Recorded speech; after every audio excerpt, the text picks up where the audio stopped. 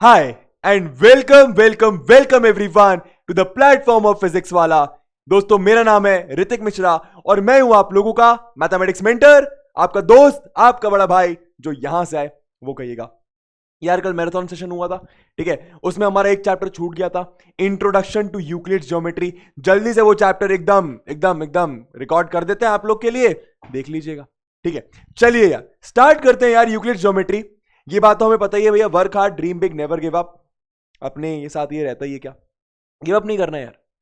जिंदगी में कितनी बड़ी प्रॉब्लम आ जाए, गिव अप नहीं करना है। क्यों? क्योंकि वो प्रॉब्लम दूर चली जाएगी। और एक बात हमेशा याद रखना है, क्या कि अंत में सब कुछ सही होता है, लास्ट में ना सब कुछ सही होता है। और अगर सब कुछ सही नहीं है इसका मतलब क्या? वो अंत नहीं है, याद रखना, ठीक है। चलिए भैया स्टार्ट करते हैं इंट्रोडक्शन टू यूक्लिड ज्योमेट्री। जल्दी से देखते हैं भैया यूक्लिड भाई साहब, यूक्लिड चच्चा क्या कहे गए भैया, क्या क्या देखना है जरा ध्यान दीजिएगा।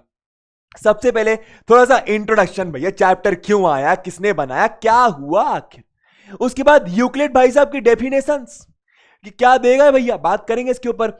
उसके बाद सम अनडिफाइंड, अनडिफाइंड मतलब क्या? जिसको मैं डेफिनेशन दे नहीं पाया, जिसको मैं डिफाइन कर नहीं पाया, जिसके बारे में मैं कुछ ज्यादा बता नहीं पाया, उन टर्म्स के बारे में बात करेंगे। उसके बाद स्टेटमेंट का मतलब क्या होता है, एक्सियम्स का मतलब क्या होता है, पोस्टुलेट्स का मतलब क्या होता है, थ्योरम बबुआ का मतलब क्या होता है, और कोरोलरी का मतलब क्या होता है, जरा ध्यान दीजिएगा। चलिए सारी चीजें एक एक करके समझते हैं। सबसे पहले हिस्ट्री की बात करते हैं। अब ये चैप्टर ना एकदम टोपी चैप्टर है। टोपी चैप्टर का मतलब क्या? ज्यादा कुछ इसमें करना नहीं है, बस एकदम थ्योरी थ्योरी है, रीड करना है। तुम लोग को लगेगा कि ये क्या इंग्लिश पढ़ा रहे हैं भैया, पूरी स्लाइड भर दी, नहीं नहीं, लेकिन रीड करना पड़ेगा। इस चैप्टर की डिमांड ही यही है, ठीक है। All right. The word geometry, आराम से रीड करिएगा, बने रहिएगा। The word geometry comes from the Greek words geo. Geo का मतलब होता है दोस्तों अर्थ। जियो का मतलब होता है अर्थ, क्या बात। मेट्रीन का मतलब होता है मेजरमेंट या फिर टू मेजर, किसी चीज को नापना, ठीक है। Geometry appears to have originated from the need for measuring lands. Need for measuring lands. अब यार ज्योमेट्री क्यों आई होगी? ज्योमेट्री मतलब स्टडी ऑफ शेप्स, मतलब अर्थ में जो शेप्स हैं उनको स्टडी करना, मतलब उनके शेप, मतलब उनको मेजर करना, ठीक है। अच्छा, अब क्यों आया होगा? वो उस समय लैंड्स वगैरह होते थे, मतलब अभी भी होते हैं, तो उस समय मतलब ज्योमेट्री की स्टार्टिंग कहां से हुई थी, इस चैप्टर में बताया है कि भैया लैंड वगैरह को मेजर करने के लिए ना ये ज्योमेट्री के बारे में कुछ पढ़ाई वढ़ाई बनाई गई, ठीक है। अच्छा, this branch of mathematics was studied in various ancient civilisation. Geometry जो एक मैथमेटिक्स का ब्रांच है, इसके बारे में एंशिएंट सिविलाइजेशन में बहुत ज्यादा पढ़ाई करी जाती थी। जैसा कि मैंने कहा, आप लोगों को लग रहा होगा इंग्लिश पढ़ा रहे हैं सर जी, लेकिन यही है भाई ये चैप्टर, क्या करें, ध्यान दीजिए।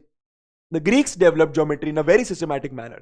Three Greek mathematicians, तीन ग्रीक मैथमेटिशियंस ने भैया ज्योमेट्री के ऊपर काफी कुछ चर्चा करी। थेल भाई साहब, पाइथागोरस भाई साहब, इन भाई साहब को तो सब जानते हैं, कुछ कुछ लोग तो एकदम गुस्सा भी करते हैं इन पे, ठीक है भैया। यूक्लिड चच्चा, यूक्लिड चच्चा, यूक्लिड चच्चा, इनके बारे में आज पढ़ेंगे भैया। अच्छा, Thales prove that a circle is bisected by its diameter, भाई वगैरह वगैरह चीजें भैया। थेल भाई साहब ने क्या कहा भैया?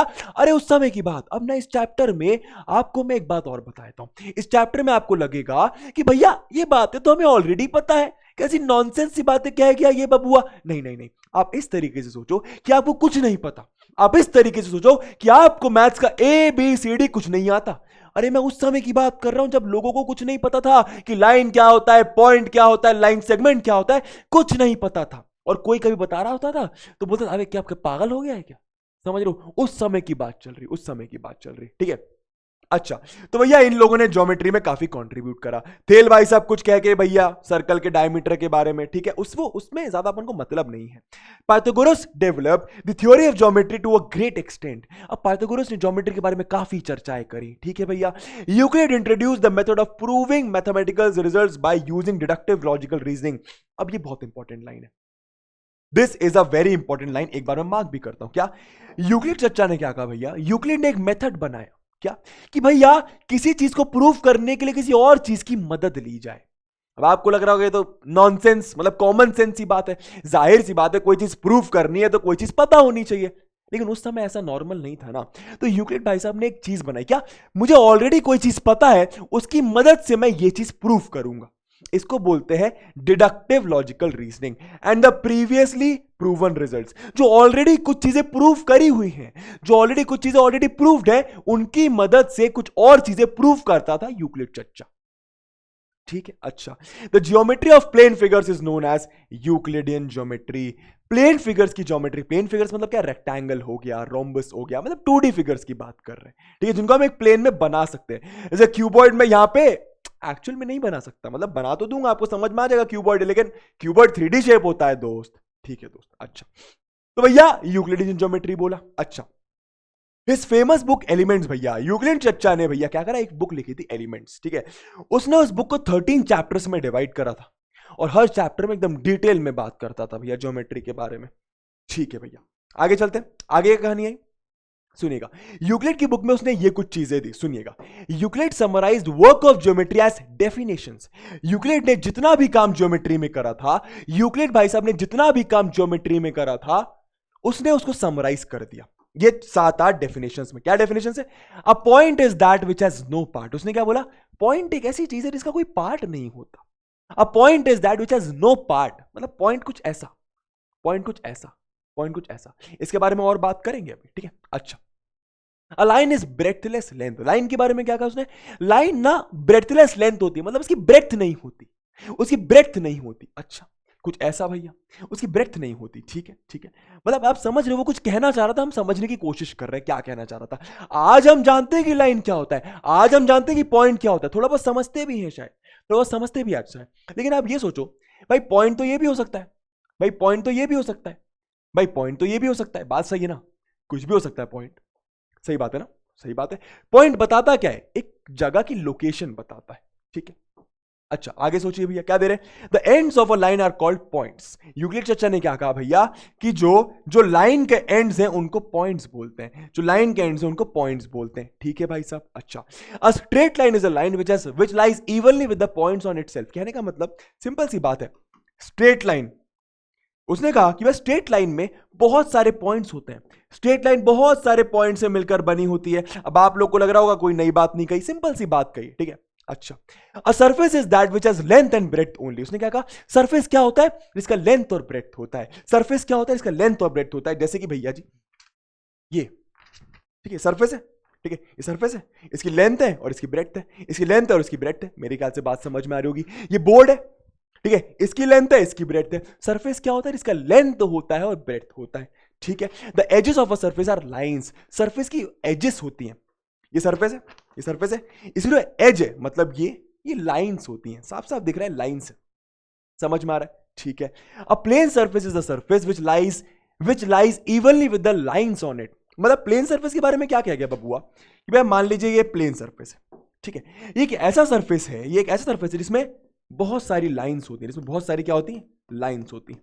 जैसे लाइन में बहुत सारे पॉइंट्स होते हैं, वैसे प्लेन सरफेस में बहुत सारी लाइंस होती हैं, ठीक है। अब आप सोच रहे हो कि ये कुछ काम का है क्या? नहीं, फिलहाल बस चैप्टर का जिस्ट लीजिए कि कहना क्या चाहता था। ये उस समय की बात कर रहे हैं जब किसी को कुछ पता नहीं था, ठीक है। आगे देखते हैं भैया, इफ वी केयरफुली स्टडी, बहुत important, if we carefully study these definitions, अगर आप ध्यान से इन डेफिनेशंस को रीड करो, अगर आप ध्यान से डेफिनेशंस को रीड करो तो जाहिर सी बात है आपको कुछ लग रहा होगा कि सर ये पॉइंट नहीं समझ आया, सर ये लाइन नहीं समझ आया, क्या होता है?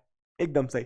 We will find that some of the terms like part, length, breadth, evenly etcetera need to be further explain clearly.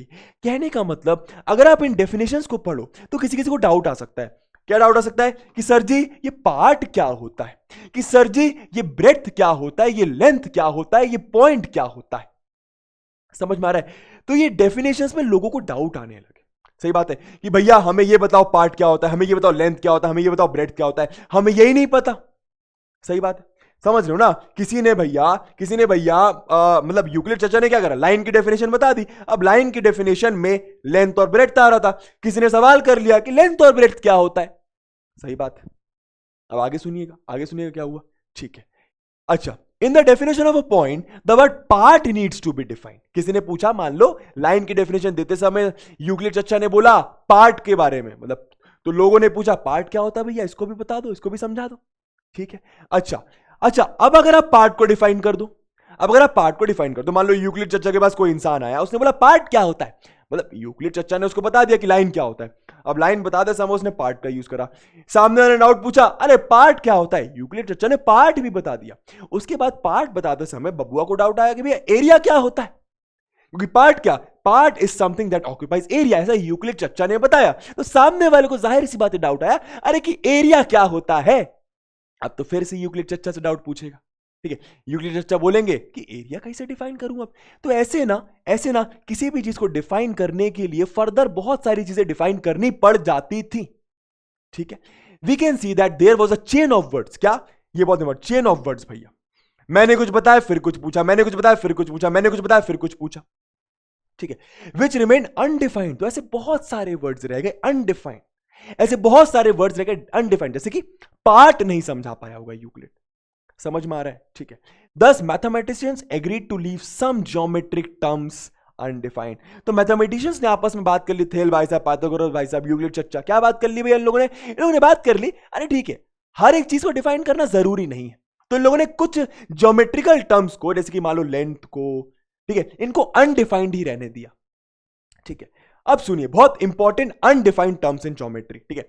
Undefined terms of geometry या आज तक कोई अच्छे से डिफाइन नहीं कर पाया। मैं अभी आपको शायद अच्छे से नहीं समझा सकता कि एक पॉइंट क्या होता है, एक लाइन क्या होता है, ठीक है। It has neither length nor breadth nor thickness, it is represented by a fine dot. अब यार पॉइंट क्या, एक फाइन डॉट से रिप्रेजेंट करा जाता है, इसकी कोई लेंथ नहीं होती, इसकी कोई ब्रेथ नहीं होती, इसकी कोई थिकनेस नहीं होती। इन कोई मुझसे सवाल करेगा कि यार सर कुछ तो थिकनेस है, सर कुछ तो छोटी सी लेकिन है तो थिकनेस, समझ में आ रहा है। तो वही तो मैं बोल रहा हूं कि पॉइंट को अच्छे से डिफाइन नहीं कर पाए, अनडिफाइंड टर्म्स है, अनडिफाइंड टर्म्स। फिलहाल पॉइंट को मतलब हम क्या समझते हैं भैया, एक फाइन डॉट, ठीक है। लाइन क्या होता है, लाइन क्या होता है, if we fold a piece of paper, मतलब इसको भी अच्छे से डिफाइन नहीं कर पा रहे थे, तो किस तरीके से डिफाइन करा गया, इस तरीके से। If we fold a piece of paper, the crease of paper represents a line. मान लो भैया जी मेरे पास एक पेपर है, ओके सर जी, मान लो मेरे पास एक पेपर है, मैंने इसको फोल्ड करा, ठीक है। तो भैया ये पेपर में क्रीज आ गया, इसको लाइन बोल दो, ऐसा डेफिनेशन दी भैया, ठीक है।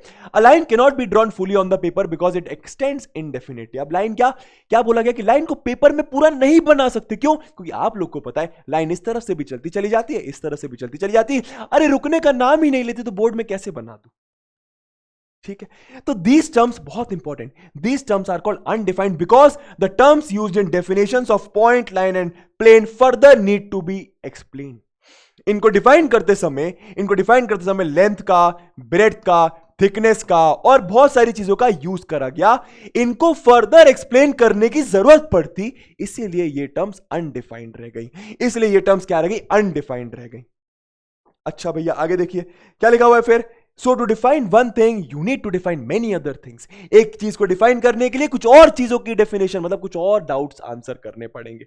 You may get a long chain of definitions without an and. अब ऐसे तो सामने डाउट पूछते जाएगा, तो कब तक आंसर करेंगे, सही बात है। Euclid assumed certain properties which were not to be proved। Euclid ने क्या बोला, कुछ उसने अज्यूम कर लिया जिसको प्रूफ करने की जरूरत नहीं है, ठीक है।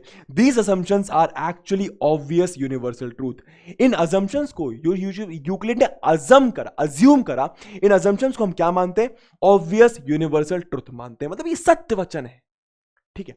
अब समझ गए होगे क्या आने वाला है, एक्सियम्स आने वाला है। He divided them into two types, axioms and postulates। In assumptions को, यूक्लिड के जो assumptions थे उसको उसने दो पार्ट में डिवाइड करा, एक्सियम्स और पोस्टुलेट। और आप लोग जानते हो एक्सियम मतलब क्या, सत्य वचन, उस पर अभी आएंगे। फिलहाल स्टेटमेंट का मतलब समझते हैं, बहुत इंपॉर्टेंट। स्टेटमेंट मतलब क्या, a sentence which can be judged to be true और फॉल्स। कोई भी मैंने स्टेटमेंट बोला आपसे, मैंने बोला कल बारिश होगी, तो आप जज कर सकते हो कि कल हुई कि बारिश की नहीं हुई, ठीक है, आप बता सकते हो।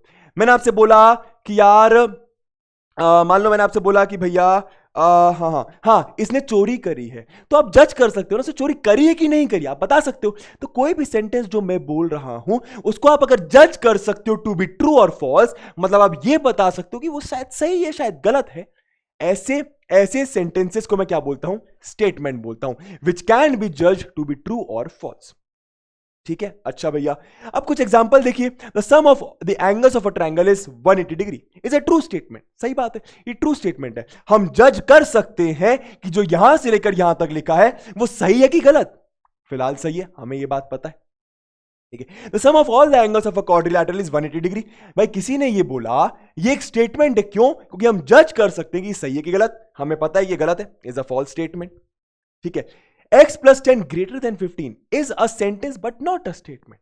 ये स्टेटमेंट नहीं है। ये स्टेटमेंट क्यों नहीं है? ये स्टेटमेंट क्यों नहीं है? क्योंकि हम जज नहीं कर सकते, हम ये नहीं बता सकते कि ये सही है कि गलत है। क्यों नहीं बता सकते? खुद सोचो ना यार। अगर मैं x की वैल्यू 2 ले लूं तो 2 प्लस 10 ग्रेटर देन 15, ये तो गलत लिखा है। 2 प्लस 10 तो 12 हो जाएगा, 12 कहां 15 से बड़ा होता है। बट मान लो अगर मैं x की वैल्यू 6 ले लूं तो 6 प्लस 10 आ गया 16 ग्रेटर देन 15, ये तो एकदम सही लिखा है। लेकिन मैं बता नहीं सकता ना, जब तक मुझे कोई x की वैल्यू नहीं बताएगा मैं बता नहीं सकता कि ये स्टेटमेंट सही है कि गलत। अगर मैं बता नहीं सकता कि सेंटेंस सही है कि गलत, जब तक मैं इसको स्टेटमेंट नहीं बोलूंगा। कोई भी सेंटेंस को मैं स्टेटमेंट तब बोलूंगा जब मैं बता सकूं कि वो सही है कि गलत। मेरे ख्याल से बात समझ में आ गई हो। चलिए भैया आगे चलते हैं। एक्सियम्स एंड पोस्टुलेट्स का मतलब क्या है? यूक्लिड भाई साहब के अजम्पशंस हैं ये, कुछ नहीं, ठीक है। सेल्फ एविडेंट ट्रू स्टेटमेंट जो सही है, एकदम सही है, use throughout mathematics and not specifically linked to geometry are called axioms. कुछ ऐसी बातें जो मैथ्स में हर जगह वर्क कर जाती हैं, उसको मैं क्या बोलता हूं? एक्सियम्स बोलता हूं। क्या लिखा है यहां पे? सेल्फ एविडेंट, मतलब सेल्फ एविडेंट है भैया, कॉमन सेंस ही बात है। इन कॉमन सेंस बातों को मैं एक्सियम्स बोलता हूं। पोस्टुलेट क्या होता है? while those specific to geometry are known as postulates। Simple यार, एक्सियम्स और पोस्टुलेट्स सेम ही बातें हैं। एक्सियम्स और पोस्टुलेट्स लगभग सेम ही बातें हैं। बस एक्सियम को मैथ्स में हर जगह यूज करा जाता है। मैथ्स में हर जगह भाई, अलजेब्रा हो, ज्योमेट्री हो, मैथ्स में हर जगह यूज करा जाता है, मैथ्स में, ठीक है। लेकिन जो पोस्टुलेट्स है इसको सिर्फ और सिर्फ ज्योमेट्री में यूज करते हैं। दोनों है बातें सेम, इन पोस्टुलेट्स को ज्योमेट्री में यूज करते हैं मैथ्स में, और एक्सियम्स को हम लोग हर जगह यूज कर सकते हैं। दोनों है सत्य वचन। अब यूक्लिड के हमको इस चैप्टर में याद क्या रखना है गुरुजी? बताता हूं। हमको इस चैप्टर में यूक्लिड के 7 एक्सियम्स और 5 पोस्टुलेट्स याद रखना है, बस हो गया चैप्टर, ठीक है। अब देखिए भैया एक्सप्लेन करते हैं। यूक्लिड के एक्सियम 7 एक्सियम है। Things which are equal to the same thing are equal to one another. Things which are equal to the same thing are equal to one another. आए, इसका मतलब क्या है? समझाते हैं आराम से। Things which are equal to the same thing. Things, मान लो भैया, ओ भाई जे कैसे आ गया? इसको हटाया जाए, सब्जेक्ट, डिसिप्लिन, बैकग्राउंड, कस्टम करते हैं। एक सेकंड रुकिएगा दोस्तों। Customize for it, perfect. ध्यान दीजिएगा, ठीक है। अच्छा, थिंग्स, मान लो A is equals to B, मान लो C is equals to B है, ठीक है। अब सुनिएगा, यहां पे क्या है? थिंग्स, इनको क्या बोला? थिंग्स। ये कुछ थिंग्स हैं, things which are equal to the same thing. A और C दोनों B के इक्वल है, things which are equal to the same thing, things which are equal to the same thing are equal to one another. इसका मतलब क्या? अगर ऐसा है, अगर A बराबर B है और C बराबर B है, तो इसका सीधा मतलब यह है कि भैया A बराबर C भी होगा। इसका सीधा मतलब क्या है? कि A बराबर C भी होगा। अरे जाहिर सी बात है, कॉमन सेंस है। मान लो भैया A की वैल्यू 2, तो जाहिर सी बात है क्योंकि A बराबर B है तो B की वैल्यू भी 2। अब हमने B की वैल्यू 2 ली है क्योंकि B बराबर C, अरे B 2 आ रहा है ना, तो क्योंकि B बराबर 2 है, B बराबर C तो C भी 2 आ गया। बात सही है, देखो ना, सब कुछ 2 आ गया। इसका मतलब A बराबर C दोनों 2।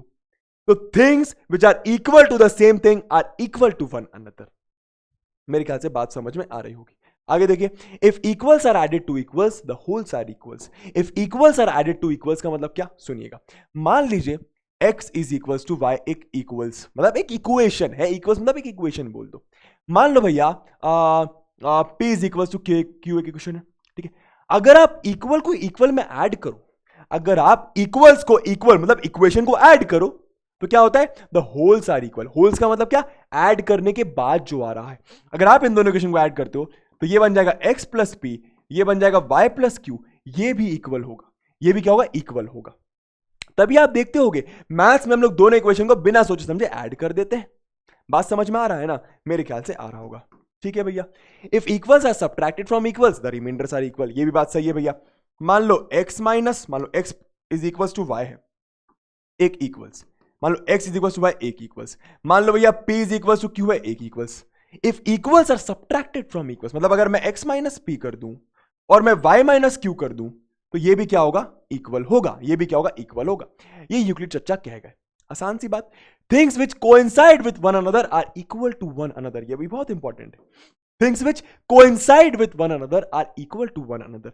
मान लीजिए एक पॉइंट है ए, मान लीजिए एक पॉइंट है ए, ठीक है, इसी के जस्ट ऊपर अगर मैं बी बना दूं तो क्या हो रहा है, ए और बी कोइंसाइड कर रहे हैं, ए और बी सेम ही जगह पर है, ए और बी क्या कर रहे हैं, कोइंसाइड कर रहे हैं। और अगर ए और बी कोइंसाइड कर रहे हैं इसका मतलब वो अलग अलग है ही नहीं, वो इक्वल है। ऐसी चीजें जो एक दूसरे से कोइंसाइड करे वो अलग अलग है ही नहीं, वो इक्वल है। मान लीजिए मैंने एक लाइन सेगमेंट बनाया ए बी, ठीक है, मैंने इसके ऊपर एक और लाइन सेगमेंट बनाया, मतलब कोइंसाइड करवा दिया, मान लो सी डी, मान लो मैं सी डी बना दिया इसी के ऊपर, ठीक है। अब यार ए बी और सी डी कोइंसाइड कर रहे हैं, एक के ऊपर एक है, ए बी और सी डी कोइंसाइड कर रहे हैं, एक के ऊपर एक है, इसका मतलब दोनों एक्चुअली इक्वल है, ए बी बराबर सी डी है। Things which coincide with one another are equal to one another. AB and CD coincides with one another. That is why AB is equals to CD. अच्छा, the whole is greater than the part. अबे ये तो कितनी फुद्दू बात कह गया वो इंसान। देखो भैया, चॉकलेट, मान लो चॉकलेट है, ठीक है, चॉकलेट का कुछ हिस्सा मैंने आपको दिया, मैं क्यों दूंगा मुझे ये नहीं पता, लेकिन मान लो दे दिया मैंने आपको ये हिस्सा, ठीक है, चॉकलेट का मैंने आपको ये हिस्सा दे दिया। जाहिर सी बात है मैंने आपको कुछ पार्ट दिया, मैंने आपको इसका कुछ पार्ट दिया, जो होल होगा मतलब पूरा चॉकलेट होगा, वो तो ज्यादा ही होगा ना, इस पार्ट से तो ज्यादा ही होगा। मान लो ये सर्कल है, सर्कल का ये वाला हिस्सा मान लो मैंने आपको दे दिया, तो जाहिर सी बात है जो होल है मतलब पूरा सर्कल है वो बड़ा ही होगा ना पार्ट से, ये जो ब्लू वाला पार्ट है उससे बड़ा ही होगा पूरा सर्कल। सिंपल सी बात है, क्या ही इंसान बोल के गया। आगे देखिए, things which are double of the same things are equal to one another. Things which are double of the same things, अब ये इंपॉर्टेंट है, सुनिएगा ये इंपॉर्टेंट है। सिक्स्थ वाला बताते हैं आपको, यहाँ पे सिक्स्थ वाला पॉइंट बताते हैं, ठीक है, सिक्स शायद उस यहाँ पे ऐसा लिखा हुआ है सिक्स्थ, ठीक है। Things which are double of the same things, मान लो x is equals to 2y, मान लो आपका मान लो z is equals to 2y है, ठीक है। क्या हो रहा है यहाँ पे, थिंग्स, ये क्या है भैया, थिंग्स, चीजें, ये क्या है भैया, थिंग्स, चीजें which are double of the same things, which are double of the same things are equal to one another, ये दोनों आपस में बराबर होंगे। इसका मतलब क्या, x बराबर z होगा। समझ में आ गया, things which are double of the same thing are equal to one another, ठीक है। सेवेंथ पॉइंट क्या लिखा है वो भी यहीं पे समझा देता हूं, ठीक है। मान लो भैया चीजें हैं थिंग्स, और यहां पे भी मान लो things which are half of the same thing, which are half of the same thing are equal to one another. Equal to one another का मतलब क्या भैया, x is equal to p आ जाएगा। सिंपल सी बात। आपसे क्या पूछा जाएगा एग्जाम में, यूक्लिड के 7 एक्सियम्स बता दो, या फिर यूक्लिड का कोई भी एक्सियम समझा दो, या फिर यूक्लिड के कोई भी 3 एक्सियम बता दो। समझ में आ रहा है, बस ये पूछा जाएगा। फिर से रिकॉल करते हैं, things which are equal to the same thing are equal to one another. चीजें जो किसी सेम चीज के बराबर है वो आपस में भी बराबर होंगी, ठीक है। If equals are added to equals the wholes are equal, equal को इक्वल में ऐड करा तो उनका होल भी इक्वल होगा, इक्वल को इक्वल में माइनस करा उनका होल भी इक्वल होगा, ठीक है। जो चीजें कोइंसाइड कर रही है वो बराबर होंगी, ठीक है। The whole is greater than the part, एकदम फुद्दू बात, ठीक है। Things which are double of the same things are equal to one another. Things which are half of the same things are equal to one another. ठीक है। अब Euclid भाई साहब कुछ पोस्टुलेट्स देगा, मैंने क्या बोला, जो यूक्लिड के एक्सियम्स हैं वो मैथ्स में कहीं पे भी वर्क करते हैं, लेकिन जो यूक्लिड के पोस्टुलेट हैं वो मैथ्स में सिर्फ और सिर्फ ज्योमेट्री का पार्ट होते हैं, सिर्फ और सिर्फ ज्योमेट्री में वर्क करते हैं। दोनों बातें सेम है, एक बस सिर्फ ज्योमेट्री की बात करता है, एक हर जगह की बात करता है। देखिएगा, अ स्ट्रेट लाइन, ध्यान से सुनिएगा, a straight line may be drawn from any point to any other point. Simple सी बात, स्ट्रेट लाइन को हम ड्रॉ कर सकते हैं किसी भी पॉइंट से किसी भी पॉइंट तक। सिंपल सी बात, मान लो मैंने एक पॉइंट लिया, ठीक है, मान लो एक पॉइंट लिया, मैं एक स्ट्रेट लाइन ड्रॉ कर सकता हूं। अब आपको लग रहा है क्या फुद्दू बात है, लेकिन उस समय के हिसाब से सोचो यार, उस समय हमें ABCD नहीं आती थी, उस समय के हिसाब से सोचो, ठीक है। तो भैया क्या एक स्ट्रेट लाइन बना सकते हैं किसी एक पॉइंट से दूसरे पॉइंट तक, सही बात, एकदम सही बात है। मान लो एक पॉइंट ये लिया, मान लो एक पॉइंट लिया, एक स्ट्रेट लाइन बना सकते हैं किसी एक पॉइंट से दूसरे पॉइंट तक। मेरे ख्याल से आप लोगों को बात समझ में दोस्तों आ गई होंगी। अच्छा ठीक है, Euclid assume that there is a unique line joining two distinct points. अब इसका मतलब क्या है, ये तो बहुत, मतलब आप ये भी सोच सकते हो कि बहुत अच्छा पॉइंट है ये, सुनना। यूक्लिड ने क्या बोला, there is a unique line, unique मतलब अनोखी, मतलब उसके जैसा कोई और लाइन हो ही नहीं सकती, उसके जैसी कोई और लाइन हो नहीं सकती। क्या बोला उसने? Unique line joining two distinct points. मान लीजिए दो डिस्टिंक्ट पॉइंट्स है, अब डिस्टिंक्ट पॉइंट का मतलब क्या? इक्वल पॉइंट्स नहीं होने चाहिए। इक्वल पॉइंट्स कब होंगे? जब कोइंसाइड करेंगे। जब कोइंसाइड करेंगे मतलब डिस्टिंक्ट पॉइंट्स नहीं होंगे। तो ये डिस्टिंक्ट है क्यों? अलग अलग जगह पे, अलग अलग जगह पे। उसने ये बोला दो पॉइंट्स को ज्वाइन करने वाली एक यूनिक लाइन होती है, दो पॉइंट्स को ज्वाइन करने वाली एक यूनिक लाइन होती है। फॉर एग्जांपल मैंने इसको ए पॉइंट बोला, मैंने इसको बी पॉइंट बोला, ठीक है। आप इस लाइन के अलावा, ये जो मैं लाइन बनाई है ना, इस लाइन के अलावा कोई और लाइन नहीं बना सकते जो ए और बी दोनों से पास कर रही होगी, ये दोनों जो दोनों को ज्वाइन करेगी। आप बना के देख लो, आप बना के देख लो भैया। आप बी से मान लो स्टार्ट करोगे कोई लाइन बनाना, तो वो ए पे जाएगी नहीं, क्यों? क्योंकि ये तो बराबर हो जाएगी ना, ये तो वही लाइन हो गई, तो वही लाइन हो गई। तो आप समझ पा रहे हो उसने क्या कहा?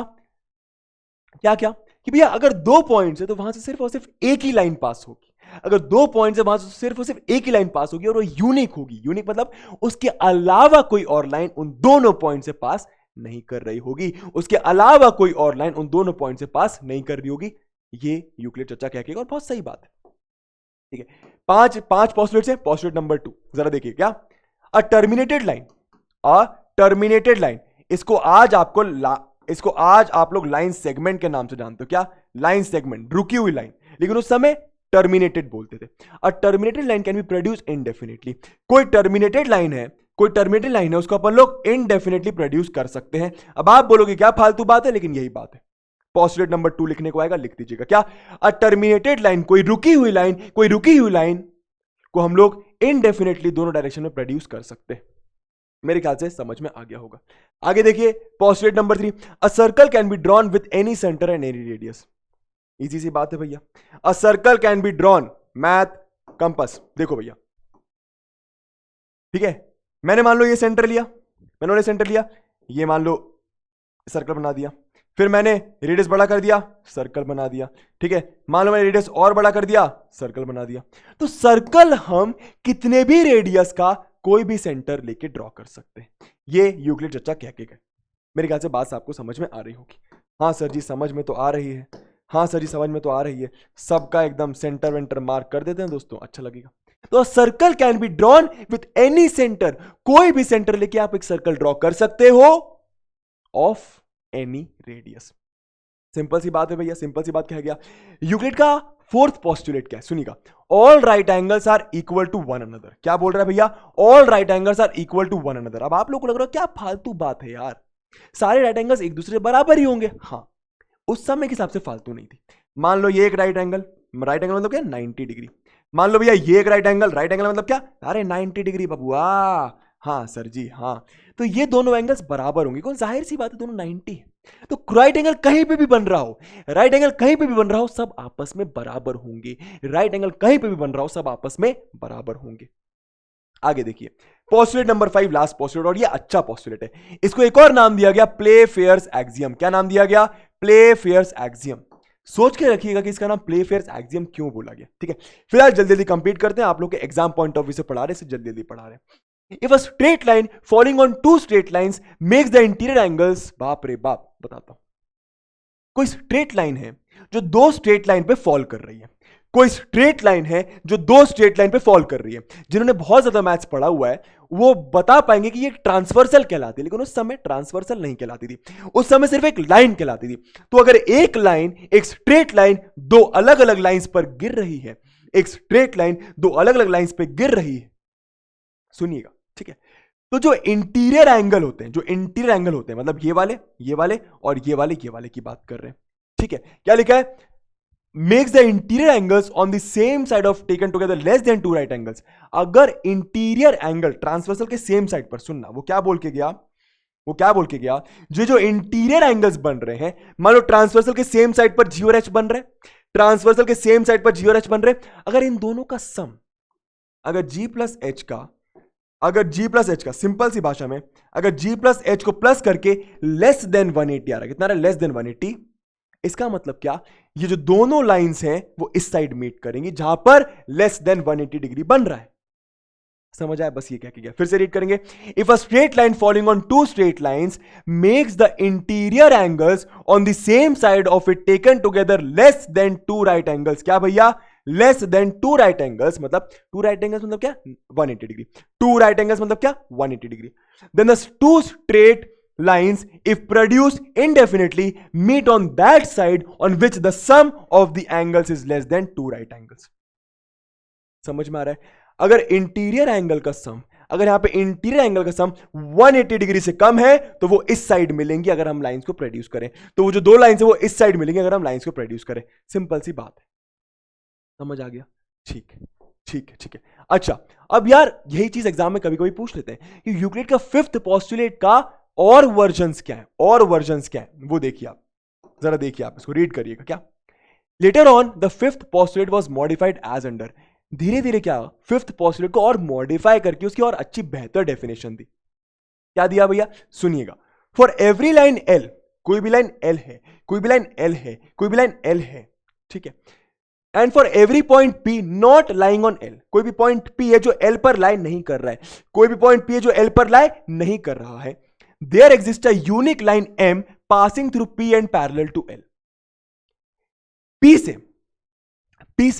से क्या एक यूनिक लाइन पास कर रही होगी, P से क्या एक यूनिक लाइन M, यूनिक मतलब क्या अनोखी, M की तरह कोई और लाइन नहीं होगी, एंड पैरेलल टू L। कहने का मतलब आप यार सिंपल सी भाषा में, L मैंने एक लाइन ली, L मैंने एक लाइन ली, मैंने P पॉइंट कहीं बाहर पे लिया, चलो मान लो यहां पे लेता हूं L, ठीक है, यहां पे लिया मैंने L, ठीक है, मैंने P पॉइंट कहीं मान लो Q पॉइंट बाहर लिया, ठीक है, आप Q पॉइंट से सिर्फ और सिर्फ एक ही लाइन बना पाओगे जो इस लाइन के पैरेलल होगी। सिंपल भाषा में आप Q पॉइंट से सिर्फ और सिर्फ एक ही लाइन, इसलिए यूनिक बोला, सिर्फ और सिर्फ आप एक ही लाइन बना पाओगे जो इस लाइन से पैरेलल होगी, कोई और लाइन नहीं बना पाओगे, इसलिए इस लाइन को यूनिक बोला गया। वही लिखा है क्या, देयर एग्जिस्ट का अ unique line M passing through P, unique line M passing through P, L से पैरेलल P पॉइंट से सिर्फ और सिर्फ आप एक ही लाइन बना पाओगे। ठीक है, बहुत बढ़िया। An important result, two distinct intersecting lines can not be parallel to the same line. कहने का मतलब क्या है, सुनना, दो अलग अलग इंटरसेक्टिंग लाइंस का मतलब क्या होता है, इंटरसेक्टिंग लाइंस का मतलब होता है भैया ऐसी लाइंस जो इंटरसेक्ट कर रही, ठीक है, दो अलग अलग इंटरसेक्टिंग लाइंस, ये अलग अलग इंटरसेक्टिंग लाइंस है, दो अलग अलग लाइंस है, ठीक है, can not be parallel to the same line. जाहिर सी बात है, सुनना ध्यान से, ठीक है। मान लो मैंने एक लाइन बनाई, मान लो भैया मैंने एक लाइन बनाई, ठीक है, समझ में आ रहा है, मैंने एक और लाइन बनाई, ठीक है, मैंने क्या बोला, ये दोनों इंटरसेक्ट तो कर रही हैं, मैंने क्या बोला कि भैया जी ये M है मान लो, ये P है मान लो, ये L है मान लो, ठीक है, अगर M L के पैरेलल है, अगर M L के पैरेलल है, ठीक है, तो P L के पैरेलल नहीं हो सकता, तो P L के पैरेलल नहीं हो सकता। बात समझ में आ रहा है, ठीक है, दो इंटरसेक्टिंग लाइन एक सेम लाइन से पैरेलल नहीं हो सकती, दो इंटरसेक्टिंग लाइंस आपस में मिलने वाली लाइंस एक सेम लाइन के पैरेलल नहीं हो सकती छोरा। ओके सर जी, ठीक है। अब यार इनका मतलब क्या है, एक बार रीड कर लेते हैं। इंसिडेंस एक्सियम्स ऑन लाइंस, ये थोड़ा सा अलग से कॉन्सेप्ट, ठीक है। A line contains infinitely many points, हम लोग को पहले से पता है ये बात, एक लाइन होगी, उसमें क्या बहुत सारे पॉइंट्स होंगे, वो लाइन बहुत सारे पॉइंट से मिलकर बनी होगी। मेरे ख्याल से ये बात आपको समझ में आ रही होगी। Through a given point infinitely many lines can be drawn, एक पॉइंट से दोस्तों, एक पॉइंट से through a given point infinitely many lines can be drawn, मतलब यहां से आप ये वाली लाइन भी ड्रॉ कर सकते हो, ये भी ड्रॉ कर सकते हो, कुछ नया नहीं बताया, ये भी ड्रॉ कर सकते हो, ये भी ड्रॉ कर सकते हो, ये भी ड्रॉ कर सकते हो। तो एक पॉइंट से आप बहुत सारी लाइंस ड्रॉ कर सकते हो। मेरे ख्याल से बात समझ में आ रही होगी। आगे क्या लिखा है, one and only one line can be drawn to pass through two given points A and B. ये मैंने आपको अब भी समझाया था भाई। मान लो भैया मैंने एक पॉइंट लिया ए, मैंने वाले एक पॉइंट लिया बी, आप इन दोनों पॉइंट से भी, बहुत इंपॉर्टेंट है, अभी एक थ्योरम प्रूफ करूंगा उसमें समझ में आएगा, दो पॉइंट से सिर्फ और सिर्फ आप एक यूनिक लाइन पास करवा सकते हो, इसके अलावा आप कोई और लाइन पास नहीं करवा सकते। करके देख लो, ठीक है। मान लो ए से मैं ये लाइन पास करवा रहा हूं तो ये बी से पास नहीं करेगी। मान लो भैया जनाब मैं ए से ये वाली लाइन पास करवा रहा हूं तो ये बी से पास नहीं करेगी। अगर कोई लाइन है जो ए से पास कर रही है, बी से पास कर रही है, तो किसी और पॉइंट से पास नहीं करेगी। सिंपल भाषा में दो पॉइंट से सिर्फ और सिर्फ एक यूनिक लाइन पास होती है। वही यहां पे लिखा है वन एंड ओनली वन। क्या लिखा है? One and only one line can be drawn to pass through two given points. कोई दो गिवन पॉइंट से सिर्फ और सिर्फ एक ही लाइन पास कर सकती है। समझ में आ रहा है? इट्स लाइक एक समोसे की दुकान है, उससे सिर्फ और सिर्फ ऋतिक सर आपके ऋतिक दोस्त ही समोसे खा सकते हैं और कोई नहीं खा सकता। ठीक है सर। पैरेलल लाइंस का मतलब क्या है? ऐसी लाइंस जो कभी मीट नहीं करती। इनकी डेफिनेशन देख लेना भाई यूक्लिड चच्चा की। Two lines L and M in a plane are said to be parallel if they have no point in common. Euclid चच्चा ने क्या बोला?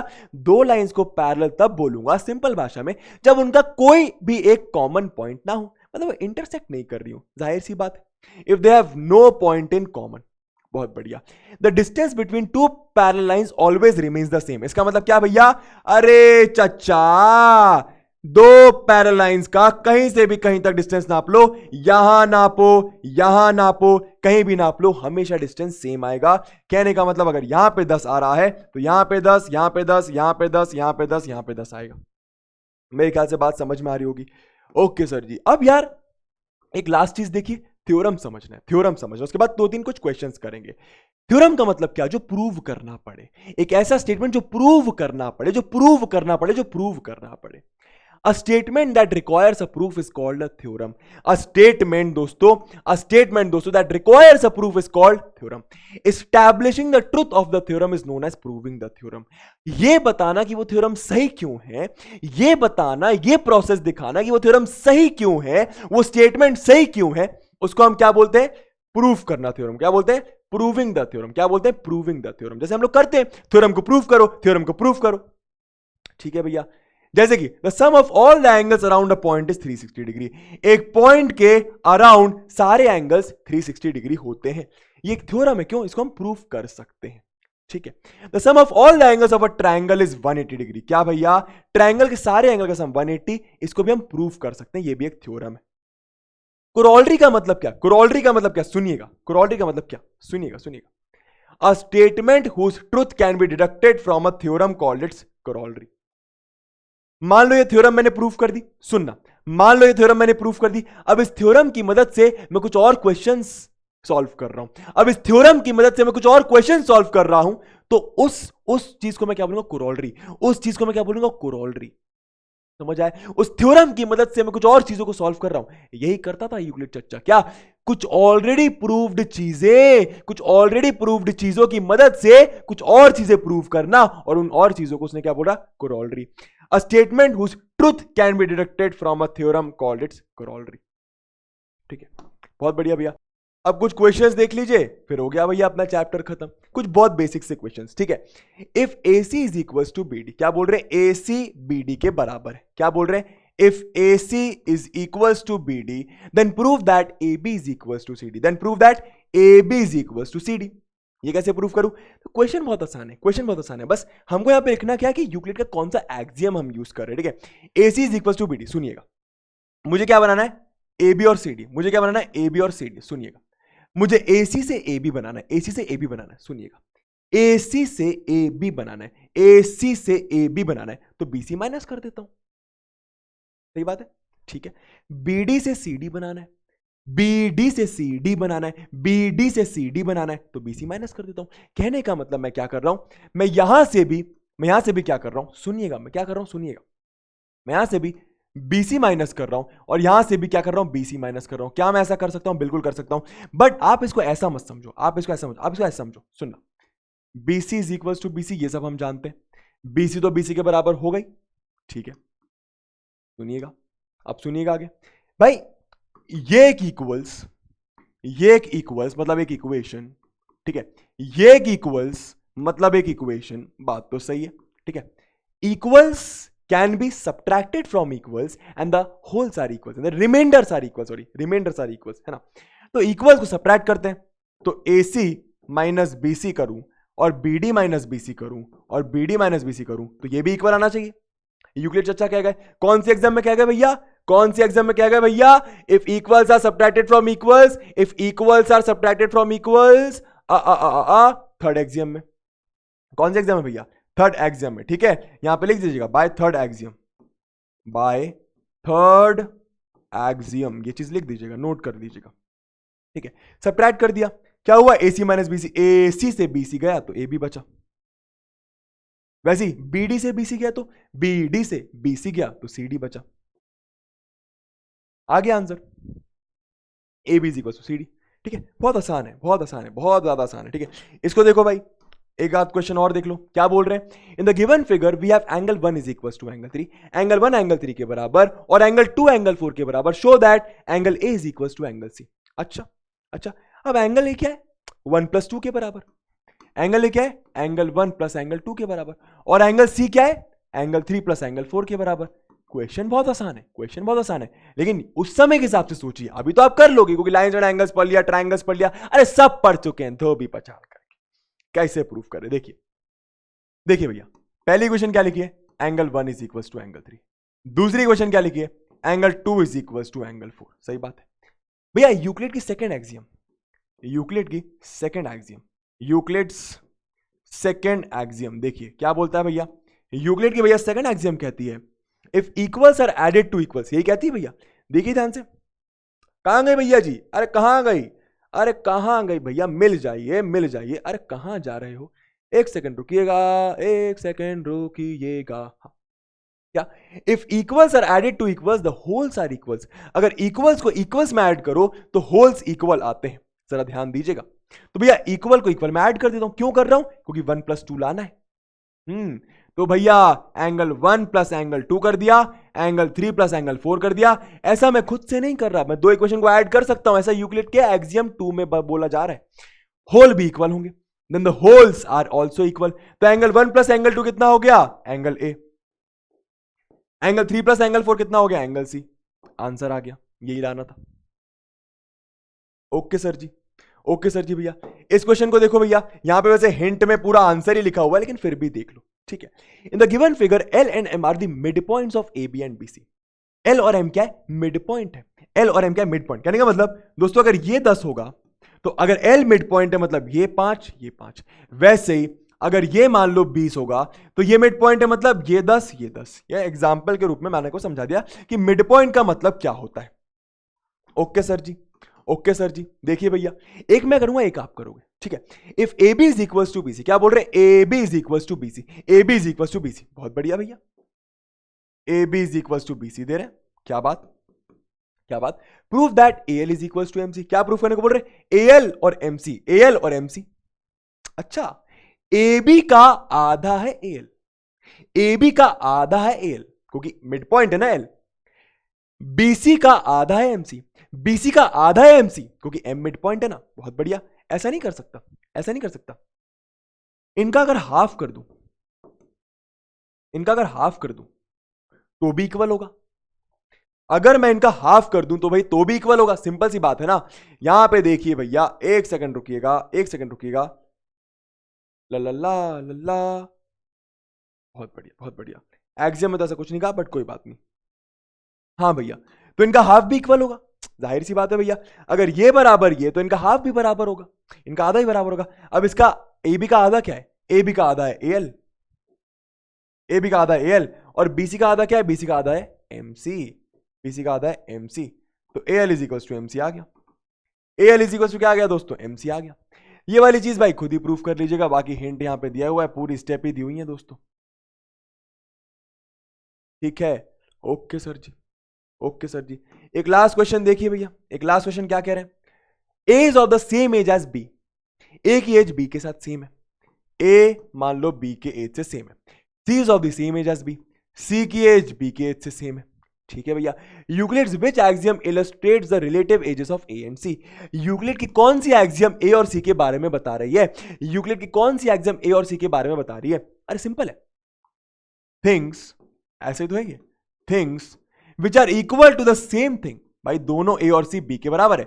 Things which are equal to the same thing are equal to one another, तो simple सी बात है ना यार, पापा मम्मी की एज के बराबर, मम्मी बुआ की एज के बराबर, तो पापा और बुआ की एज बराबर। अरे ऐसे समझ सकते हो। ठीक है, तो भैया अगर A बराबर B है मतलब A की एज B के बराबर, या फिर ऐसे सोचो B की एज A के बराबर और B की एज C के बराबर, तो A की एज C के बराबर।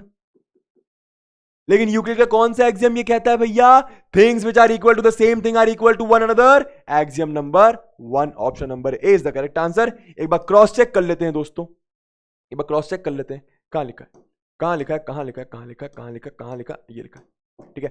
Things which are equal to the same thing are equal to one another. मेरे ख्याल से आप लोग को बात समझ में आ रही होगी, ठीक है भैया। इसी के साथ दोस्तों, इसी के साथ thank you very much and मुझे माफ कर दीजिएगा, ये मैं आपको कल के मैराथन सेशन में नहीं दे पाया था, but I am genuinely thank you and दिल से सॉरी, ठीक है। कुछ लोगों का एग्जाम था इसलिए मैंने सोचा मैं जल्दी जल्दी रिकॉर्ड कर देता हूं, जल्दी जल्दी मैंने रिकॉर्ड करा है। चैप्टर में कुछ है नहीं, करना क्या है बता देता हूं, 2-3 इंपॉर्टेंट चीजें भाई। देखो, एक्सियम याद कर लो सातों की सातों, और मतलब पता होना चाहिए।